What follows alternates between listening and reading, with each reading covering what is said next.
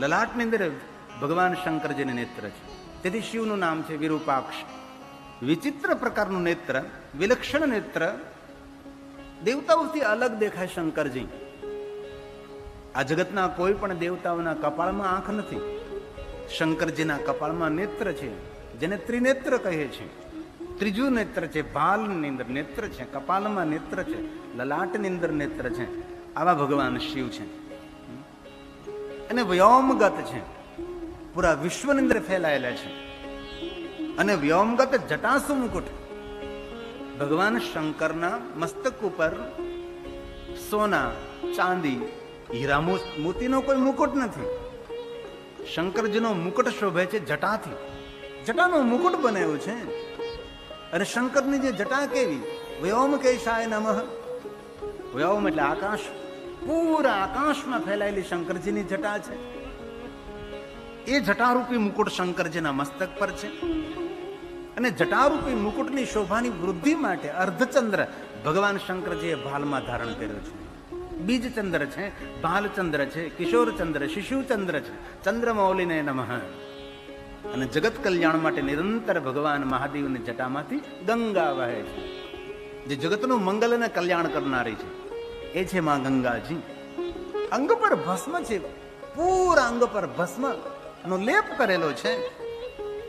ભાલમાં ભસ્મનું ત્રિપુંડ છે. જોવામાં જટિલ છે, પણ શંકરજી જેવા કોઈ દુનિયામાં સરળ દેવ નથી. જોવામાં અતિ ભયાનક છે, વિકરાળ છે, વિકટ છે. પરંતુ મહાદેવ જેવી સરળતા આ વિશ્વના એક પણ દેવની અંદર નથી. એટલા શિવજી સરળ છે. થોડી ભક્તિથી, ઓછી ભક્તિથી, થોડી પૂજાથી જલ્દી સંતુષ્ટ થનારા દેવ, સંતુષ્ટ થનારા દેવ આશુતોષ એ ભગવાન શંકર છે. એ શિવમ સૂર્ય, ચંદ્ર, અગ્નિ જેમના નેત્ર છે, એવા ત્રિનેત્રધારી ભગવાન શંકર છે, જેમના 5 મુખ છે, 5 પ્રધાન અવતાર પણ છે, 5 પ્રધાન મંત્ર પણ છે. ભગવાન શિવજીના 5 પ્રધાન નામ પણ છે. એમાંનું પહેલું નામ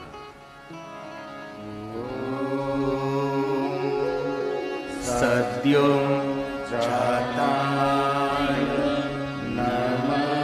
શિવ મહાપુરાણ અંતર્ગત શતરુદ્ર સંહિતાની અંદર વિસ્તૃત વર્ણન છે કે ભગવાન શંકરજીના 5 અવતાર, 5 મંત્ર, એમના 5 કાર્ય. પંચમુખા મહાદેવ, ભગવાન શંકરજીનું બીજું મુખ, વામ દેવાય નમઃ, ઓમ અઘોરાય નમઃ, ઓમ તત્પુરુષાય નમઃ, ઓમ ઈશાનાય નમઃ. આ 5 નામ બોલીને ભગવાન શિવની પૂજા કરવાનો અધિક મહિમા કયો છે. 5 મંત્ર બોલીને ભગવાન શિવની પૂજાને વંદના કરવી. ભગવાન શંકરની પૂજા માટે અલગ અલગ મંત્ર સ્તોત્રનો બહુ જ મહિમા છે. પરંતુ આ મંત્ર સ્તોત્ર આ દરેક નામો કંઠસ્થ ના હોય તો પંચાક્ષર મંત્ર બોલીને ભગવાન શિવની પૂજા આદર સાથે કરી શકો છો. અધિકમાં અધિક પુણ્યને ફળ આપનારી પૂજા એ પંચાક્ષર મંત્રથી શિવની કરેલી પૂજા. જલાભિષેક ભગવાન શંકરજીને કરો છો, જરૂર રુદ્રી પાઠ કરીએ. ભગવાન શંકરજીને 1000 નામ બોલીએ, અસંખ્ય મંત્ર સ્તોત્ર બોલીએ. પણ તેના કરતા અધિક ફળ કહ્યું છે પંચાક્ષર મંત્ર બોલી શિવજીને જલાભિષેક કરવો. શિવ સરળ દેવ છે.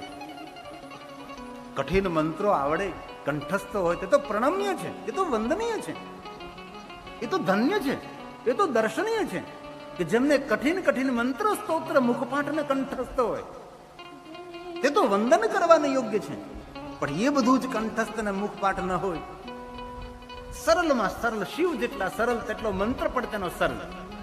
ઓમ નમઃ શિવાય, ઓમ નમઃ શિવાય બોલીને શંકર ભગવાનને જલાભિષેક થઈ શકે છે. અને બહુ દિલથી, બહુ હૃદયથી કહું છું, જે શિવજીને જલાભિષેક કરે છે તેના એક પિતૃ નહીં, તેના હજારો પિતરો શિવલોકને પામે છે. એ છે ભગવાન શિવજીને જલાભિષેક. પ્રાતકાલે ભગવાન શંકરજીને જલાભિષેક કરવો એ તો આપણું કર્તવ્ય છે ને. જે પ્રાતકાલ સવારમાં ભગવાન શંકરજીને જલાભિષેક નથી કરતો એ તો પ્રકૃતિનો ઋણી રહે છે. આ પ્રકૃતિના ઋણમાંથી મુક્ત થવા માટે શું કરવું? તો કે શિવજીને જલાભિષેક કરો. પ્રકૃતિનું ઋણ સૂર્ય પ્રકાશ આપે છે, ચંદ્ર શીતળતા આપે છે, આ વૃક્ષો આપણને પ્રાણ આપે છે, જલ પાવન કરે, અગ્નિ, આ સમગ્ર પ્રકૃતિ સૃષ્ટિ આપણને જીવન દાન આપે છે. એ સર્વ પ્રકૃતિના ઋણ માટે શિવ અર્ચન, શિવાર્ચન, શિવ પૂજા એ શ્રેષ્ઠ ઉપાય છે. શિવ મહાપણ અંતર્ગત કહ્યું ભગવાને કે દુનિયાના લાખ દેવી દેવતાઓની ઉપાસના કરો, પરંતુ આ પ્રકૃતિના ઋણમાંથી મુક્ત થવું હોય તો શિવાર્ચન બહુ જરૂરી છે. ભગવાન શિવની પૂજા બહુ જ આવશ્યક છે. જે જીવનમાં શિવાર્ચન, શિવ પૂજા નથી કરતો એ પ્રકૃતિનો ઋણી રહે છે. તેથી ડાહ્યા માણસો રોજ શિવાર્ચન કરે છે, ભગવાન શિવની પૂજા કરે છે, નિત્ય ભગવાન શંકરજીને જલાભિષેક કરે છે. અને બહુ દિલથી આદરથી કહું છું, જે ભગવાન મહાદેવને જલાભિષેક કરે છે ને તેને કોઈ ન હોય પિતૃ પીડા, તેને ન કોઈ ગ્રહ પીડા, ન કોઈ પિતૃ દોષ, ન કોઈ સર્પ દોષ. સર્વ દોષમાંથી નિર્દોષ જાહેર કરનારો આપણો દેવ ભગવાન શંકર છે, ભગવાન મહાદેવ છે. તેથી જેને જેને શિવ ભક્તિ પ્રાપ્ત થાય, સફલમ જીવતમ, તેનો જન્મ લેવો સફળ, આ ધરતી પર તેનો ફેરો સફળ છે, આ તેની જન્મ યાત્રા સફળ છે, તેનો જન્મ સફળ, જીવન સફળ અને મૃત્યુ પણ તેનું સફળ છે. જેને શિવની ભક્તિ પ્રાપ્ત થઈ છે, જેને મહાદેવની ભક્તિ મળી છે, બહુ જન્મોના પુણ્યથી શંકર ભગવાનનું નામ લેવાનો સંકલ્પ થાય છે. બહુ જન્મના પુણ્યો જયારે એકત્ર થાય ત્યારે મનમાં એવી ઈચ્છા પ્રગટ થાય કે હું શિવનું નામ લઉં, હું શિવનું ભજન કરું, હું શિવાર્ચન કરું, શિવ પૂજા કરું, હું શિવજીનું દર્શન કરવા શિવાલય જાઉં. જેના પૂર્વજો શિવ ભક્ત હોય, જેના પરિવારમાં શિવ ભક્તિ થતી હોય, જેના મુખમાં શિવનું નામ હોય, એ મુખ એ મુખ નથી, એ તો સાક્ષાત ગૌમુખ છે, એ તો સાક્ષાત તીર્થ છે. અને આપણને સૌને આ કથાનો, આ વર્ષના પ્રારંભમાં કથા શ્રવણનો લાભ મળ્યો છે. એ પુણ્ય ધોળા બાપાનું, અને એ પુણ્ય ઉતરો છે સુરેશભાઈમાં, અને સુરેશભાઈ ધોળાભાઈ પટેલના માધ્યમથી આપણને અવસર પ્રાપ્ત થયો છે અને આપણે કથા શ્રવણ કરી રહ્યા. આ શ્રવણ ભક્તિ છે. ગઈકાલે થોડુંક આમ અસ્ત વ્યસ્ત હતું મંડપની અંદર, જ્યાં પગ મૂકો ત્યાં પાણી પ્રગટ થતું હતું, પણ આજે તો એટલો સુંદર મંડપની અંદર વ્યવસ્થા ઊભી કરી છે. મને કહ્યું કે રાતની મોડી રાત સુધી મંડપમાં સ્વયંસેવકો વસંતભાઈની સાથે અને સ્વયં સુરેશભાઈ પટેલ એમના કુટુંબીજન સાથે, મિત્રો સાથે મંડપમાં રાત્રે કામે લાગેલા હતા અને બધું સ્વસ્થ અને ચોખ્ખું કર્યું છે. બાકી તો ગઈકાલની સ્થિતિ આપણે જોઈ હતી. આપણે મંડપમાં ચાલીએ છીએ કે ખેતરમાં હાલીએ એ કાંઈ ખબર નથી પડતી. એટલી માટી, એટલો ગારો, કારણ કે વરસાદ પડ્યો હતો અને પ્રભુએ ખૂબ કૃપા કરી છે. ગગન પણ, આકાશ પણ ખુલ્લું થયું છે. સૂર્યનારાયણ ખૂબ કૃપા વરસાવી રહ્યા છે અને સુંદર પ્રફુલ્લિત આહલાદિત વાતાવરણ છે. દિવ્ય વાતાવરણની અંદર તમે પણ દિવ્યતાપૂર્વક પ્રસન્ન મુખ મુદ્રાથી ભગવાનની કથાનું શ્રવણ કરી રહ્યા છો. કારણ કે અહીંયા બેઠા બેઠા સૌની મુખાકૃતિના દર્શન મને થાય છે અને આપની મુખાકૃતિને પ્રસન્નતાપૂર્વક જોઈ અને મારું હૃદય તો પ્રસન્ન થાય છે. અને ભગવાનને પ્રાર્થના કરું છું આવીને આવી પ્રસન્નતા તમારા મુખ ઉપર રોજ માટે શંકરજી રાખે, એવી મહાદેવને એક સાધુ તરીકે પ્રાર્થના કરું છું. કારણ કે જન્મથી હું સાધુ છું ને મારી પરંપરા શિવ છે. અમારી શિવ પૂજા એ અમારી પરંપરા છે. શિવની આરતી, શિવની પૂજા, શિવાલયોમાં અમારો ઉછેર થયો છે અને જે શિવ ભક્ત છે એ પ્રણમ્ય છે, એ ધન્ય છે. તેથી સ્ટેજ ઉપર આજુબાજુમાં સામે બેઠક વ્યવસ્થા, એટલી સુંદર વ્યવસ્થા ઊભી કરી છે. સુરેશભાઈ મને કહ્યું કે બાપુ, જે કાલે હતું એવું આજ મંડપમાં નથી. આજે મંડપની અંદર કંઈક અલગ જુદી જ વ્યવસ્થા કરી છે. પગ મૂક્યો તો એમ લાગ્યું કે વાહ, અતિ સુંદર. ખૂબ ખૂબ ધન્યવાદ સુરેશભાઈ. વસંતભાઈને પણ ખૂબ ખૂબ ધન્યવાદ કે એમનો અતિ પુરુષાર્થ, આપ સૌનો પુરુષાર્થ અને આ મંડપની સુંદર દિવ્યતા. ભાઈ તેજસ, સુરેશભાઈનો દીકરો, આદરથી કથા સાંભળે છે, બહુ આદરથી સાંભળે છે. શ્રોતા તો વક્તાને ઓળખી શકે છે, પણ વક્તા શ્રોતાને ઓળખવામાં ભૂલ પણ ન કરે. તેથી આપની એકાગ્રતા, આપની સ્થિરતા, નહીતર કેવું હોય, અમારો આયોજક ખર્ચ કરે કથાનો, પણ એ પોતે કથા ન સાંભળે. કોણ આવ્યું ને કોણ ગયું એમાં જ એનું ધ્યાન હોય. કેટલા મહેમાન આવ્યા છે, કેટલા કોણ આવ્યા છે, શું કર્યું છે, આ છે, એમનું કથામાં ચિત્ત જ ન રહે.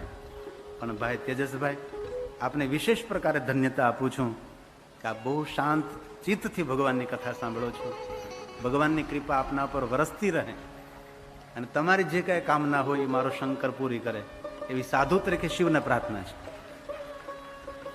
1 મિનિટ માટે જય શંકર, જય શિવ. જય શિવ મહાદેવા,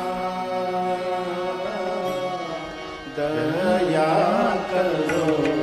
જય શિવ મહાદેવા, દયા કરો. જય શિવ મહાદેવા, દયા કરો. જય શિવ મહાદેવા,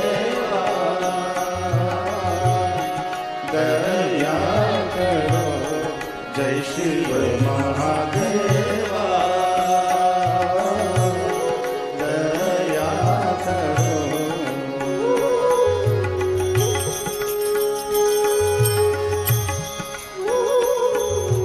મહાદેવ મહાદેવ મહાદેવેતી કીર્તનાથ સર્વ પાપ હરમ પરમ.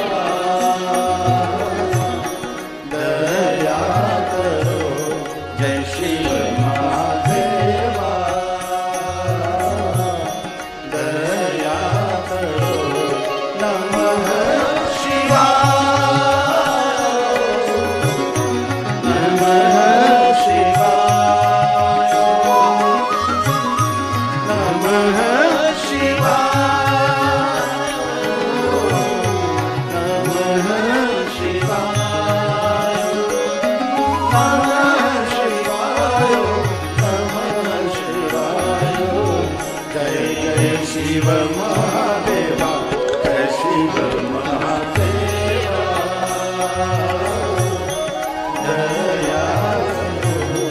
जय शिव महादेवा दया करो जय शिव महादेवा दया करो जय शिव महादेवा साथ में भाव से नमः शिवाय नमः शिवाय नमः शिवाय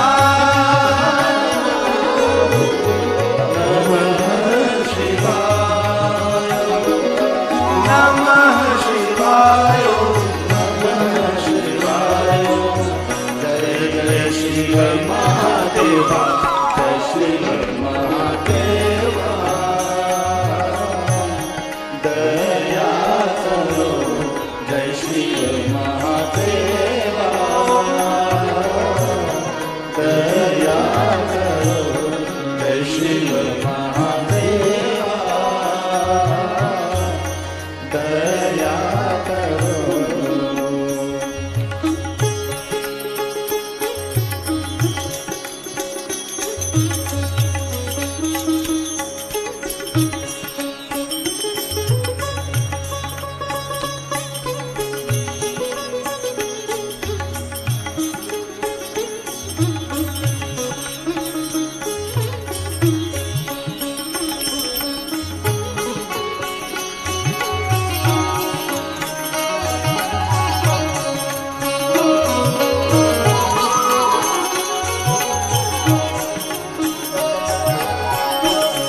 जय शिव महादेवा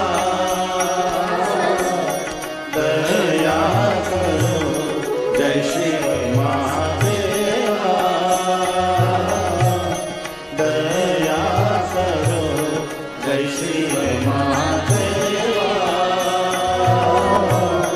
दया करो जय शिव महादेवा दया करो नमः शिवाय नमः शिवाय नमः शिवाय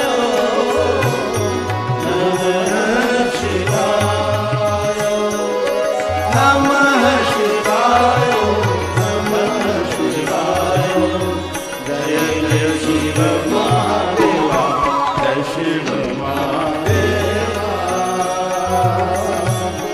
दया करो जय शिव महादेवा दया करो जय शिव महादेवा दया करो जय शिव महादेवा दया करो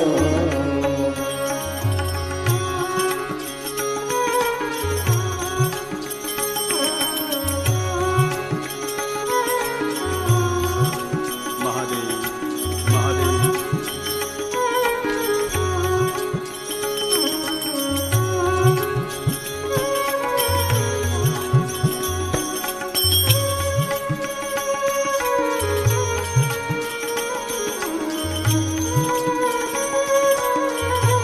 जय सोमनाथ जय नागनाथ जय भीमनाथ जय भावनाथ जय भूतनाथ जय भाड़नाथ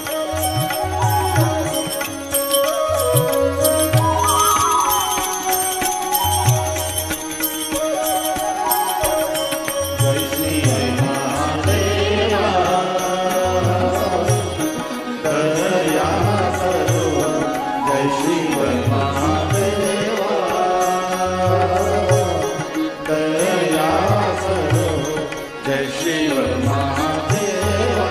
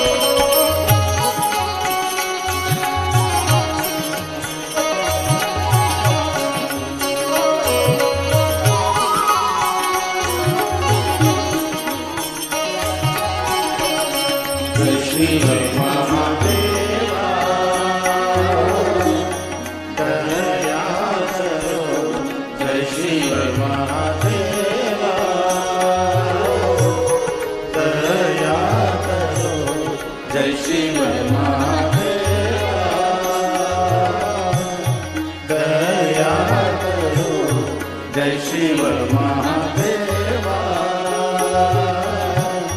દયા કરો નમઃ શિવાય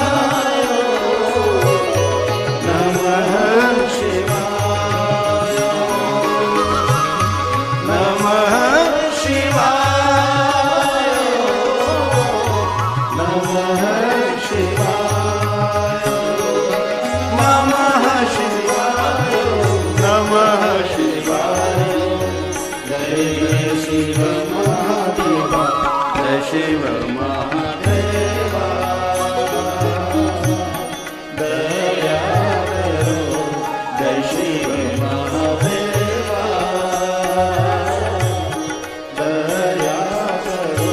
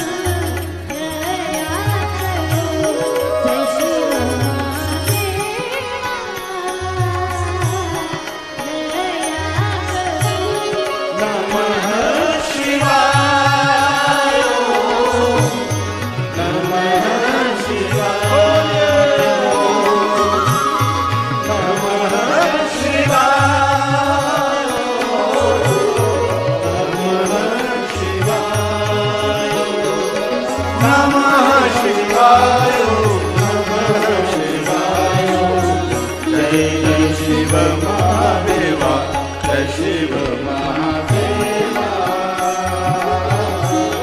દયા કરો જય શિવ મહાદેવા